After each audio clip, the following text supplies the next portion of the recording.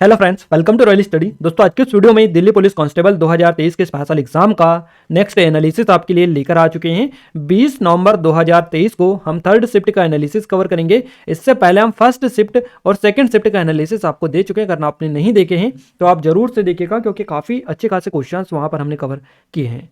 Clear है। और guys आपको बता दें, इन सभी पीडीएफ को हम टेलीग्राम पर अपडेट कर रहे हैं, तो टेलीग्राम को ज्वाइन कर लीजिएगा। आप सभी के कमेंट आ रहे हैं कि टेलीग्राम पर पीडीएफ नहीं है, तो गाइज मैं आपको बता दूं, टेलीग्राम पर एक ऑप्शन होता है फाइल्स वाला। फाइल्स पर क्लिक करेंगे तो सारी पीडीएफ आपको मिल जाएंगी, है ना। और स्क्रॉल डाउन करके देखिएगा आप ऊपर, तो आपको और पीडीएफ मिल जाएंगी।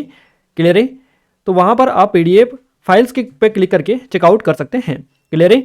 और आपका आगे आने वाले दिनों में एग्जाम है, तो आप हमें नंबर पर अपने क्वेश्चन जरूर सेंड करें। हम 14 तारीख से लेकर 17 तारीख तक के सभी क्वेश्चंस, जितने भी क्वेश्चंस पूछे गए उनके ऊपर हम वीडियो बना चुके हैं। 400 क्वेश्चंस का एक वीडियो है, नहीं देखा है तो जाकर देख लीजिएगा। काफी सारे क्वेश्चंस वहां से आपके रिपीट हो रहे हैं, यानी कॉपी आपके क्वेश्चंस हो रहे हैं। क्लियर है। आइए स्टार्ट करते हैं आज के हमारे पहले क्वेश्चन से। आज का हमारा पहला क्वेश्चन है, संसद लोकसभा को भंग कौन कर सकता है। ये क्वेश्चन आपसे बेसिकली पूछा गया। आज का पहला क्वेश्चन है, संसद लोकसभा को भंग कौन कर सकता है। सही जवाब रहेगा राष्ट्रपति। राष्ट्रपति के पास लोकसभा को भंग करने की शक्ति होती है। ये क्वेश्चन बेसिकली आपसे पूछा गया है। क्लियर है। तो राष्ट्रपति आपका सही जवाब रहेगा। और लोकसभा का जो कार्यकाल है ये 5 साल का होता है, लेकिन अगर राष्ट्रपति चाहे तो पहले भी इसको भंग किया जा सकता है राष्ट्रपति के द्वारा। भारतीय संविधान के अनुच्छेद 85(2)(b) के अनुसार राष्ट्रपति के पास लोकसभा को भंग करने की शक्ति, अंतिम शक्ति है। राष्ट्रपति के पास संसद के दोनों में से किसी भी सदन को बुलाने या स्थगित करने की भी शक्ति होती है। राष्ट्रपति के पास किसी एक या दोनों सदनों को बुलाने की शक्ति होती है। और राष्ट्रपति कुछ मामलों में लोगों की सभा को भंग करने की शक्ति भी रखते हैं। राष्ट्रपति कार्यपालिका के परामर्श से दोनों सदनों में एक सत्र को समाप्त करने की शक्ति बेसिकली रखते हैं। क्लियर है। तो यहां से आप याद रखिएगा, पूरी डिटेल हम आपको बता रहे हैं। और गाइज, अगर आपने चैनल को सब्सक्राइब नहीं किया है तो आप सभी से रिक्वेस्ट है, मैं बार बार आप सभी से रिक्वेस्ट कर रहा हूं कि आप चैनल को सब्सक्राइब जरूर से कर लीजिएगा, साथ ही बेल आइकन को ऑल पर सेलेक्ट कर लीजिएगा। इससे क्या होगा, जो भी नया वीडियो आएगा आपकी एग्जाम से रिलेटेड, आपको उसका सबसे पहले नोटिफिकेशन मिल जाएगा। क्लियर है। तो सभी से रिक्वेस्ट है आप सभी से कि सब्सक्राइब जरूर से कर लीजिएगा। नेक्स्ट क्वेश्चन निकल कर आ रहा है, लौह स्तंभ का निर्माण किसने करवाया था या किसने किया था। तो चंद्रगुप्त द्वितीय ने करवाया था लौह स्तंभ का निर्माण। दिल्ली के कुतुब मीनार के पास स्थित लौह स्तंभ को गुप्त वंश के चंद्रगुप्त द्वितीय ने बनवाया था। चंद्रगुप्त द्वितीय ने वाहिलाको को पराजित करने के बाद इस स्तंभ को स्थापित किया था। और ये जो स्तंभ है चंद्रगुप्त द्वितीय की स्मृति और उनकी विजय और भगवान विष्णु के सम्मान में भी स्थापित किया गया था। इसे भगवान विष्णु के सम्मान में विष्णुपद के नाम से भी जाना जाता है। मोस्ट इंपॉर्टेंट पॉइंट है आपका, पहले भी पूछे जा चुका है। अगला क्वेश्चन है, बिहार राज्य का नृत्य कौन सा है। तो इनमें से ऑप्शंस तो हमें नहीं मिला है कि कौन सा ऑप्शन में आपको दे रखा था। हमने जितने भी नृत्य बिहार के सारे डाल दिए हैं, आगे भी आपके काम ये आएंगे एग्जाम में। क्लियर है। तो बिहार जो राज्य है इसका नृत्य झूमर, झिझिया, विदेशिया, जटजटिन, लोंडा नाच, बिरहा, छाऊ आदि ये बिहार के प्रमुख नृत्य हैं। तो इनको आप देख लीजिएगा, आपके लिए काफ़ी ज़्यादा मतलब यहाँ से क्वेश्चंस बनते हैं। तो 3 अलग अलग शैलियों में जो छऊ है बेसिकली ये अलग अलग राज्यों का भी होता है। देखिए बिहार का भी है ये, इसके अलावा ये पश्चिम बंगाल में भी होता है, उड़ीसा में भी होता है। तो छऊ की जो है 3 अलग अलग शैलियों में छऊ नृत्य बेसिकली होता है। छऊ जो नृत्य है उड़ीसा का मयूरभंज होता है, बिहार का सरायकेला और पश्चिम बंगाल का होता है पुरुलिया। तो ये भिन्न जो छऊ नृत्य है इसकी भी अलग अलग शैलियाँ हैं।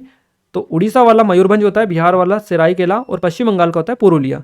एक सन्निहित जनजाति बेली में प्रचलित बेसिकली ये होता है, इसीलिए आप याद रखिएगा छऊ वाला। अगला क्वेश्चन पूछा गया है, मंदिर के शिखर कौन सी शैली में आते हैं। मंदिर के जो शिखर आते हैं ये द्रविड़ शैली में आते हैं। द्रविड़ शैली में मंदिर के शिखर को विमान कहा जाता है। और द्रविड़ शैली में मंदिरों की स्थापना 8वीं शताब्दी में हुई थी। यह शैली दक्षिण भारत में विकसित हुई थी। तमिलनाडु और आसपास के क्षेत्रों के अधिकांश मंदिर इसी शैली में बने हुए हैं। द्रविड़ शैली के मंदिरों की कुछ विशेषताएं भी हैं, जैसे कि मंदिर का आधार भाग वर्गाकार होता है, गर्भगृह के ऊपर का शिखर भाग प्रिज्मवत या पिरामिडानुमा होता है। क्लियर है। अगले क्वेश्चन की ओर आगे बढ़ते हैं। नेक्स्ट क्वेश्चन पूछा गया, रेमन मैग्सेसे पुरस्कार सबसे पहले किसे दिया गया था। या रेमन मैग्सेसे पुरस्कार के पहले प्राप्तकर्ता कौन थे। विनोबा भावे आपका करेक्ट आंसर हो जाएगा। विनोबा भावे पहले रेमन मैग्सेसे पुरस्कार विजेता थे।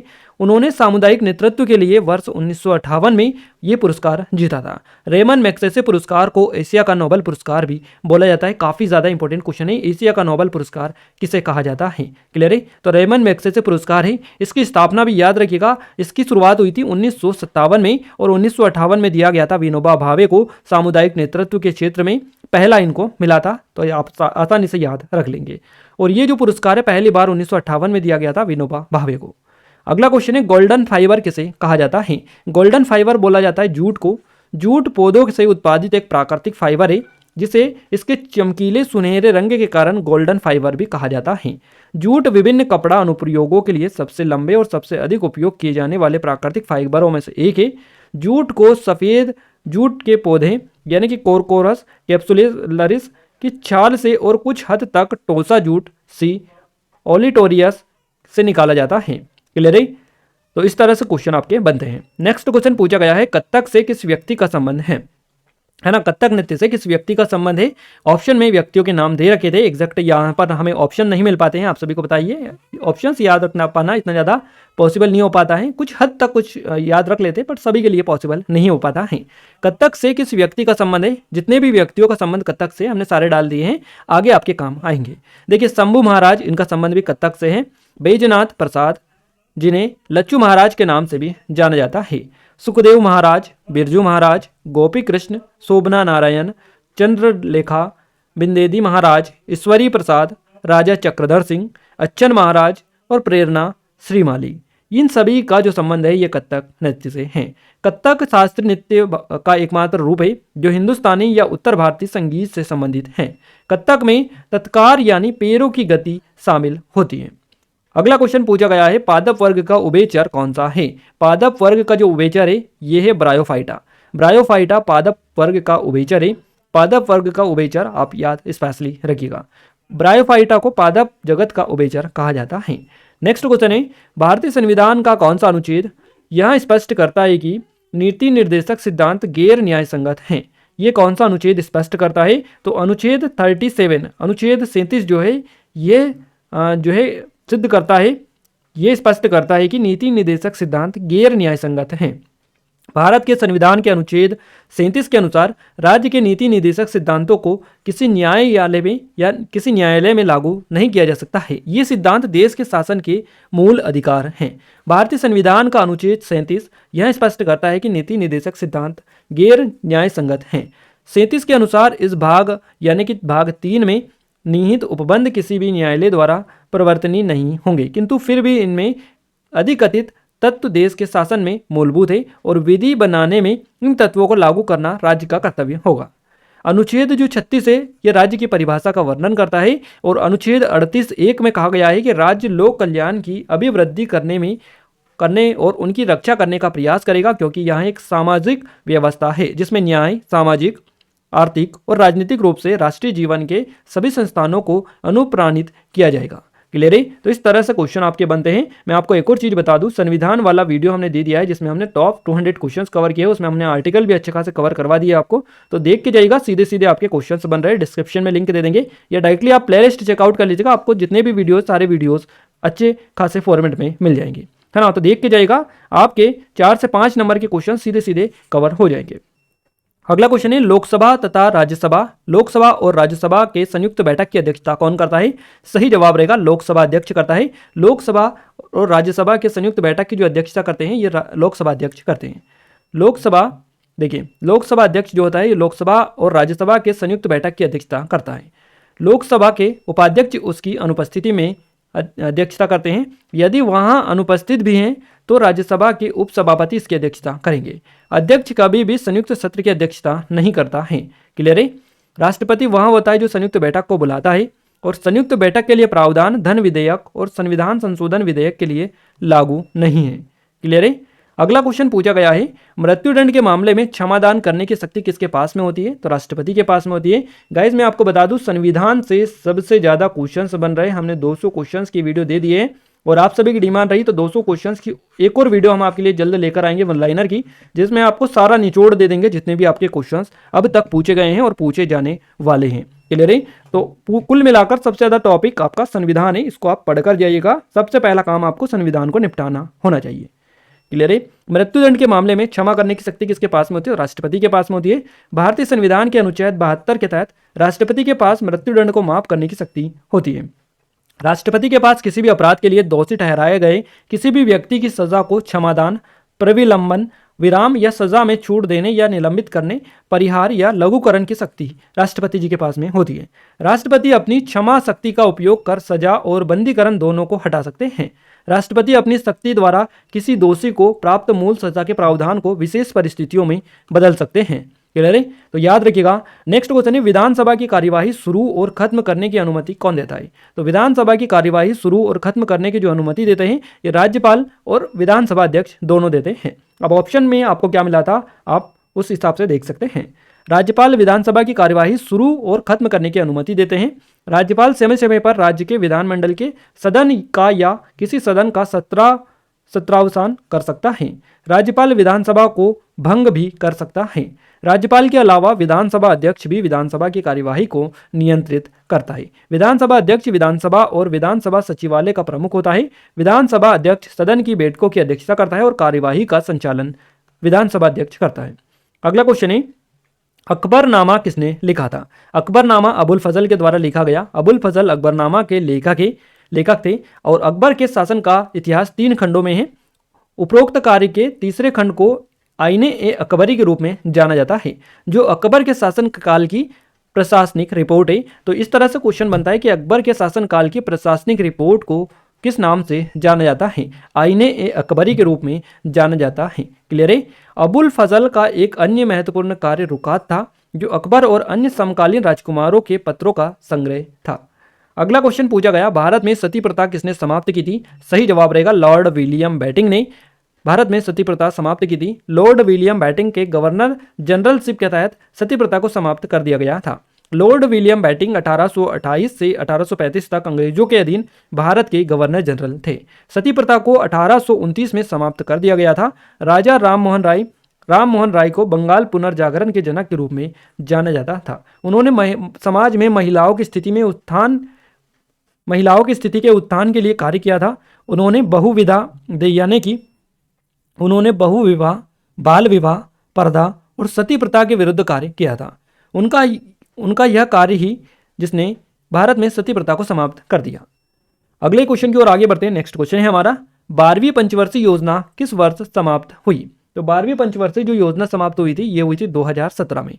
2012 से 2017 तक ये चली थी 12वीं पंचवर्षीय योजना। भारत सरकार की 12वीं पंचवर्षीय योजना 2012 से 2017 भारत की अंतिम पंचवर्षीय योजना थी।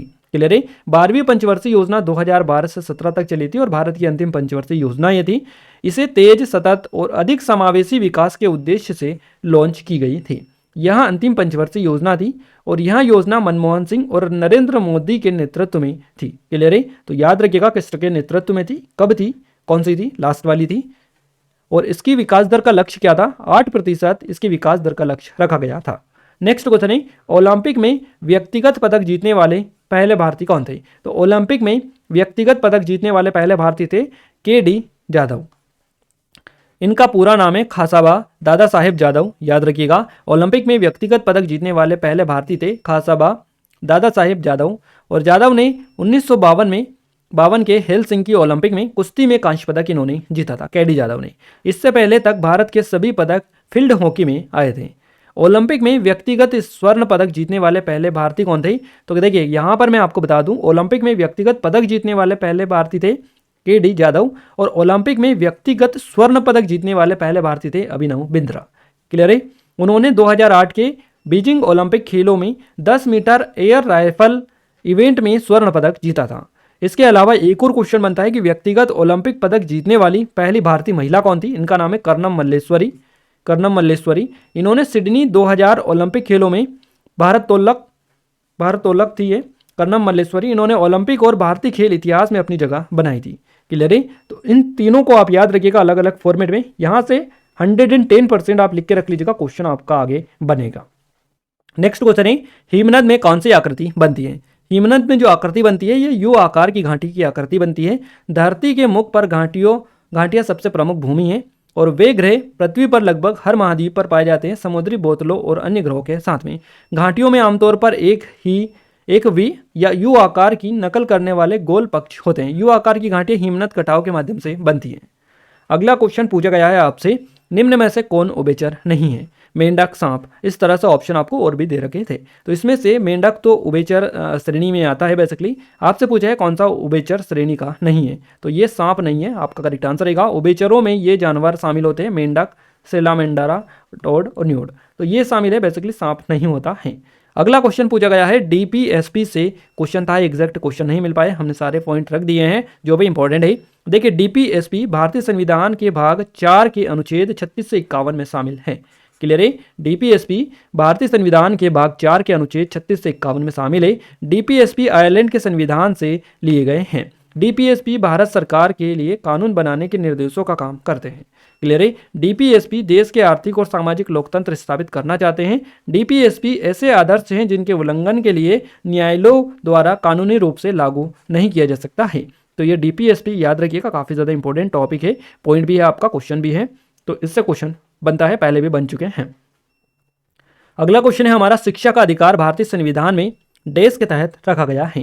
तो शिक्षा का जो अधिकार है भारतीय संविधान में 86वां संशोधन अधिनियम के तहत रखा गया है। अगर आर्टिकल पूछे जाए तो वो भी हम बता दे रहे हैं आपको। शिक्षा का अधिकार अधिनियम आरटीई ने 2009 में बच्चों को मुफ्त और अनिवार्य शिक्षा प्रदान की और इसे अनुच्छेद 21A के तहत एक मौलिक अधिकार के रूप में लागू किया गया। तो याद रखिएगा 2002 में भारत के संविधान ने में 86वें संशोधन ने शिक्षा के अधिकार को संविधान के भाग 3 में एक मौलिक अधिकार प्रदान किया और उसी संशोधन ने अनुच्छेद 21A डाला जिसने शिक्षा के अधिकार को 6 से 14 वर्षों के बीच के बच्चों के लिए एक मौलिक अधिकार बना दिया। तो ये भी क्वेश्चन आपका बन चुका है, ये भी बन चुका है, यानी कि ये क्वेश्चंस आपके रिपीट हो चुके हैं, अब तक पूछे जा चुके हैं, आगे भी आपके इनसे ही रिलेटेड पूछे जाएगा। नेक्स्ट क्वेश्चन पूछा गया है, रंगीला बादशाह किसे बोला जाता है या किसे कहा जाता है? मोहम्मद शाह को कहा जाता है रंगीला बादशाह। मोहम्मद शाह भारत के एक अप्रभावी आनंद लिप्त मुगल सम्राट थे। उनके आनंद प्रेमी रवैया के कारण उन्हें रंगीला भी कहा जाता था। उनका नाम रोशन अख्तर था और अपने शासनकाल के दौरान मुगल इतिहास में पहली बार बाजीराव के अधीन मराठा ने दिल्ली पर आक्रमण किया था। क्लियर है? तो इस तरह के ये क्वेश्चन से आपके जितने भी हमें मिले सारे के सारे हमने आपको बताने की कोशिश की है। बाकी आप और कमेंट में अगर पता है आपको तो कमेंट करके बता सकते हैं। बात करें अब कंप्यूटर की, तो कंप्यूटर में माइक्रोसॉफ्ट 365 से क्वेश्चन आपका बना है। जीमेल से क्वेश्चन आपका पूछा गया, कंप्यूटर में MS वर्ड से क्वेश्चन बना है, MS एक्सेल से भी क्वेश्चन पूछा गया है। तो इस तरह से ये हैं, इस तरह से क्वेश्चन आपके इन टॉपिक से पूछे गए हैं। देखिए गाइस, एक चीज़ आपने नोटिस की होगी, आपके जो क्वेश्चंस कंप्यूटर में बन रहे हैं ये लगातार उन्हीं टॉपिक से बन रहे हैं जहां से आपके क्वेश्चंस डेली बेसिस पर बन रहे हैं। बात करें मैथ्स में, तो मैथ्स में समय कार्य से क्वेश्चंस बन रहा है, LCM SCF से क्वेश्चंस बना है, अनुपात से क्वेश्चंस बन रहा है, बोर्ड मास से क्वेश्चंस बना है, प्रतिशत से क्वेश्चन बना है और औसत से क्वेश्चन पूछा गया है। तो ये टॉपिक है आपके मैथ्स में, लगातार टॉपिक वहीं पूछे जा रहे हैं, इनको आप अच्छे से कवर करिएगा क्योंकि सीधे सीधे क्वेश्चन यहीं से आपके आ रहे हैं। रीजनिंग में 5 साल लगातार आप कर रहा है डेली बेसिस पर। सिटिंग अरेंजमेंट से डेली क्वेश्चंस बन रहे हैं, कथन निष्कर्ष डेली पूछे जा रहे हैं, आकृति त्रिभुज वाले डेली क्वेश्चंस बन रहे हैं, दर्पण प्रतिबिंब से भी क्वेश्चंस बन रहे हैं। यानी रीजनिंग में भी कुल मिलाकर देखिए तो यही टॉपिक आपको देखने को मिल रहा है। हो सकता है एक आध दो टॉपिक और भी आपके पूछे जा रहे हो, बट यह टॉपिक तो आप 110% कन्फर्म कर लीजिएगा और इन पे अच्छी खासी कमांड करके रखिएगा क्योंकि क्वेश्चंस यहाँ से भी आपके पूछे जा रहे हैं। क्लियर है? तो ये पूरा हमने ओवरव्यू आपको दे दिया है चारों पांचों सब्जेक्ट का कि किस तरह के क्वेश्चंस आपके पूछे गए, कैसा क्या पैटर्न आज का रहा है। कमेंट में कमेंट करके बताइएगा, अगर आपने पेपर दिया था आपने कितना स्कोर किया, कैसा क्या पैटर्न है, थोड़ा सा आप कमेंट में कमेंट करके बता दीजिएगा ताकि जिन लोगों को डाउट है वो वहाँ से कुछ चीज़ें समझ पाए। क्लियर है गाइस? बाकी जिन लोगों ने इस चैनल को सब्सक्राइब नहीं किया उन सभी से रिक्वेस्ट है कि चैनल को आप सब्सक्राइब जरूर से कर लीजिएगा, साथ ही बेल आइकन को ऑल पर सेलेक्ट कर दीजिएगा ताकि जो भी नया वीडियो है सबसे पहले आप सभी के पास में पहुंच पाए। इस वीडियो की PDF आपको टेलीग्राम पर मिल जाएगी, टेलीग्राम की लिंक डिस्क्रिप्शन में डली है, जाकर आप ज्वाइन कर लीजिएगा। वहां पर इससे पहले की जितनी भी PDF है हम ऑलरेडी वहां पर अपलोड कर चुके हैं। क्लियर है? तो आप वहां पर जरूर से जाकर ज्वाइन हो जाएगा। क्लियर है गाइस? चैनल को आई थिंक आपने सब्सक्राइब कर लिया होगा। आप सभी से रिक्वेस्ट है कि इस वीडियो को शेयर भी कर दीजिएगा और लाइक भी कर दीजिएगा। तो मिलते हैं हमारे गाइस कल के फर्स्ट शिफ्ट के एनालिसिस के साथ, तब तक के लिए जय हिंद, वंदे मातरम।